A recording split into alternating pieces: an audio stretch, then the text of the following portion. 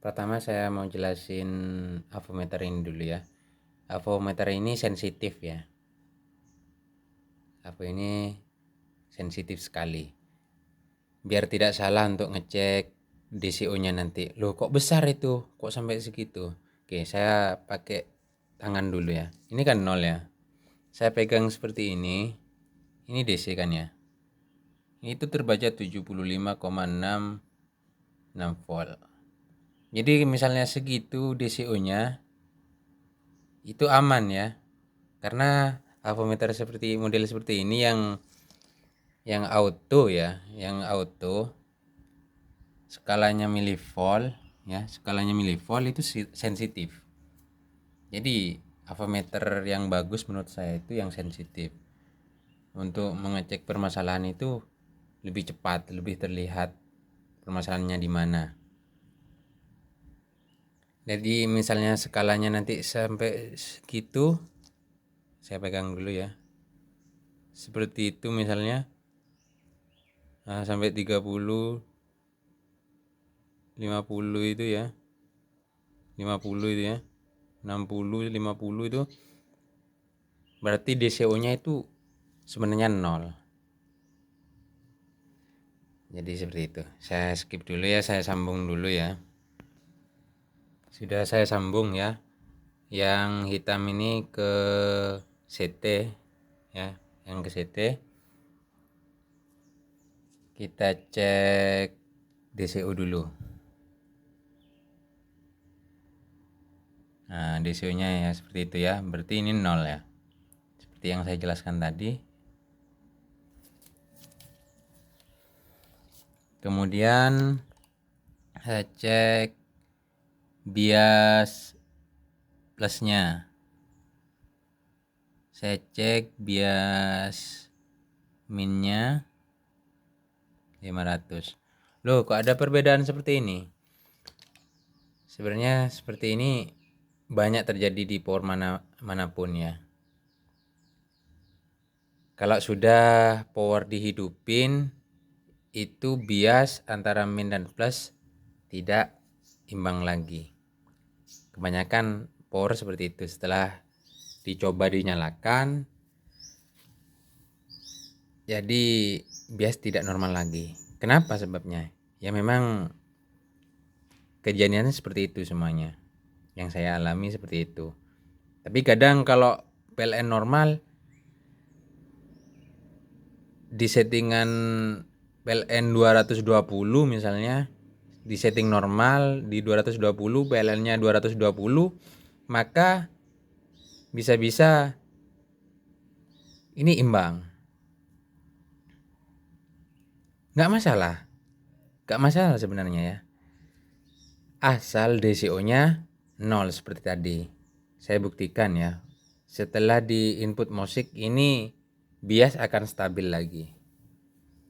Nah, jadi saya contohkan seperti ini biar teman-teman nggak kaget. Loh kok kayak gini. Di setting, kalau kita setting lagi di input PLN yang stabil misalnya di 220 terus, maka akan terus tetap seperti itu. Di setting DCO 41 ya 41 semuanya. Kalau PLN-nya tidak naik turun. Tapi kalau PLN-nya naik turun, maka terjadinya seperti itu. Tetapi apa masalah enggak? Tetapi enggak masalah ya. Asalkan DCO-nya 0. Ya, perlu digarisbawahi DCO-nya 0. Ketika di input musik, kembali biasnya ini ke settingan semula. Oke, saya contohkan. Saya nyalakan lagi ya. Masih loading. Semua berlalu, jalani seperti apa adanya. Bunga kan mekar meski kemarau melanda. Bunga kan mekar meski kemarau melanda.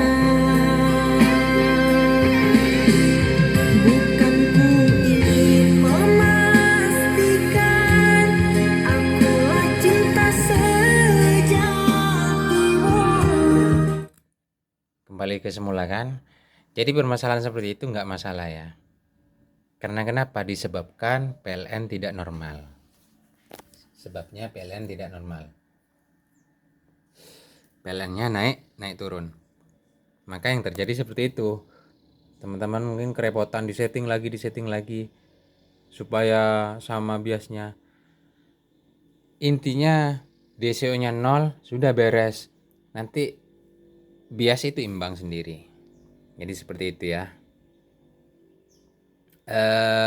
Alhamdulillah power ini sudah fix ya, sudah selesai. Ini trial yang pertama, ini trial yang kedua.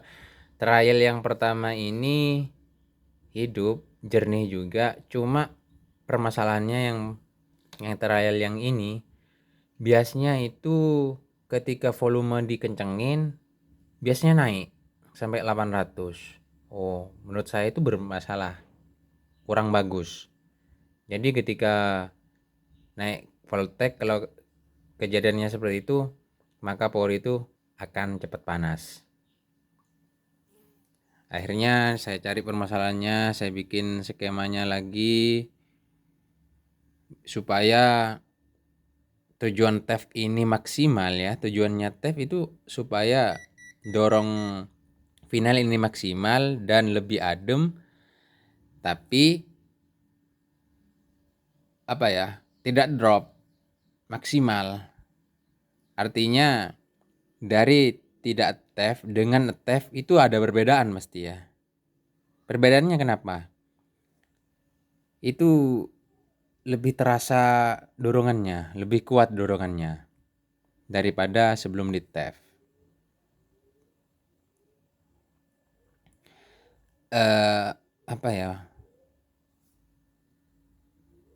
Tapi dalam sebuah ngetef power itu nggak sembarang ngetef. Banyak permasalahan yang terjadi ketika power standar di TEF. Banyak komponen yang harus dirubah supaya dari TR fase-nya, TR1 dan TR TEF-nya ini supaya imbang. Itu banyak yang harus dirubah juga komponennya, nggak sembarang ngetep. Jadi seperti itu. Penjelasannya nanti di deskripsi juga ya. Yang belum jelas saya jelaskan di deskripsi supaya teman-teman sekalian paham. Mungkin nanti ini saya cetak ya, yang minat, yang mau nyoba power ini. Power ini jernih ya. Power ini jernih, clarity juga, meskipun volume full, maksimal dorongannya ya. Itu tujuan TEF. Makanya saya bilang ngetef itu nggak sembarang ngetef. Tujuannya TEF seperti itu. Tujuannya TEF juga supaya final ini lebih adem. Ya, ketika kita pakai ampere besar, final banyak, dari tanpa TEF dengan ngetef itu harus ada bedanya. Kalau nggak ada bedanya, apa tujuannya ngetef? Kan seperti itu. Ngetef sebuah power itu supaya powerful, supaya final ini lebih adem. Jadi sebenarnya kalau ngetef ini terbagi ya, panasnya terbagi. Tanpa TEF ini sebagian kerja driver ada di final, sedangkan ketika ngetef kerja driver ini diumpan di TEF. Jadi TR final kerjanya kerja maksimal. Jadi seperti itu. Jadi ada bagian-bagian tertentu ya di sini ya, di dalam driver ya. Kalau paham driver itu ada TR fast, ada TR1, TR2 dan 3. Makanya TEF itu triple emitter follower gitu. Ada yang bilang seperti itu. Jadi harus paham cara kerjanya power dulu. Kalau nggak paham kerjanya power ini, fungsinya restan ini, restan ini, itu sebenarnya bukan pajangan restan itu ya. Bukan hanya sekedar pajangan. Bukan sekedar pajangan, bukan pajangan. Fungsinya restan ini banyak sebenarnya dalam sebuah driver ini. Nggak sembarang ngasih ukuran. Itu menurut saya. Jadi banyak kegagalan yaitu kurang memahami skemanya. Skemanya pahami dulu, kerjanya bagaimana, sistemnya bagaimana, di AB bagaimana. Kalau sistem kelas AB ya semuanya sebenarnya sama semuanya. Meskipun por apa aja, por MCRD, por SOCL, por Safari dan sebagainya, sebenarnya kelas AB itu sama. Dan por lain juga seperti itu kerjanya. Beda dengan kelas H. Kelas H yang bedanya yang di belakang. Depannya sebenarnya sama dengan kelas AB itu. Kelas TD juga hampir sama dengan kelas AB. Cuma sistem belakangnya yang beda. Kerja depannya itu. Makanya sebuah por itu dibikin kelas H, dibikin kelas TD itu supaya apa ya? Supaya por itu bisa maksimal kerjanya. Jadi seperti itu tujuannya. Buat teman-teman sekalian ya, belum paham dengan penjelasan saya bisa di komen ya. Saya jelaskan nanti di komentar ataupun di video di part 2-nya ya. Setelah driver ini selesai dicetak.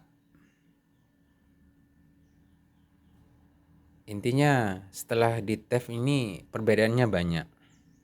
Dari dorongannya lebih kuat, dari transistor final itu lebih adem daripada sebelum di TEF. Itu perbedaannya. Intinya seperti itu. Suaranya jernih juga sama. Sebelum di TEF dan di TEF suaranya tetap harus jernih. Kalau sebelum di TEF sudah serak, itu berarti permasalahannya jangan di TEF dulu. Dicari penyebabnya. Baru setelah selesai fix, baru kita TEF. Sebelum di TEF udah serak, apalagi di TEF kan seperti itu ya. Maka timbul perbanyakan lagi. Ada banyak permasalahan lagi nanti itu. Jadi seperti itu. Mungkin sekian ya, sudah 13 menitan ini ya. Lanjut di part 2 biar supaya videonya nggak terlalu panjang, nggak bosan yang nonton. Ini yang nanti seperti ini modelnya, tapi ada tambahan resistor nanti ya di sini ya, di bawah. Nah, ada resistor lagi. Ada tambahan kurang. Maklum, buatan manusia memang nggak sempurna seperti ciptaan Tuhan. Jadi seperti itu ya peribahasanya. Ada kegagalan pasti. Ya alhamdulillah ini sudah fix. Kita akan cetak nanti. Udah ya? Udah panjang videonya ini. Kita lanjut part 2 di setelah driver ini dicetak. Mudah-mudahan teman-teman sekalian dipahami. Selamat beraktivitas.